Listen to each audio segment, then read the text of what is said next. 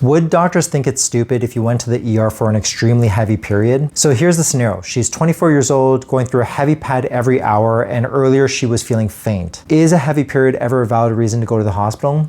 Yes, it is. Would doctors think it's an overreaction?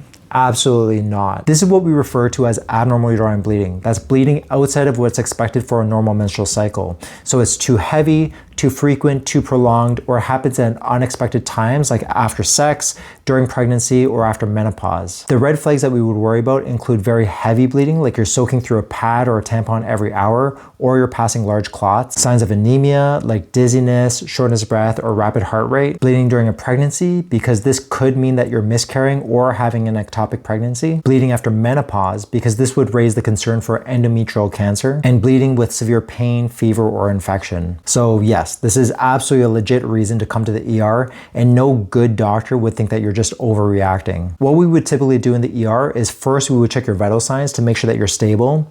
If you're unstable, we would start IV fluids and sometimes start blood transfusions. We would check to see if you're pregnant by either using a urine or a blood test, because sometimes what feels like a heavy menstrual cycle is actually an ectopic pregnancy, which can be life-threatening. We would do blood work that includes blood counts, clotting, and blood type. And if we're really worried, we would actually repeat the blood count level 2 hours later to see if you're dropping quickly. And sometimes we would do a pelvic exam or an ultrasound to look for structural causes like polyps, fibroids, or other abnormalities that could be causing your bleeding. The treatment would really depend on what the cause is and how sick you are.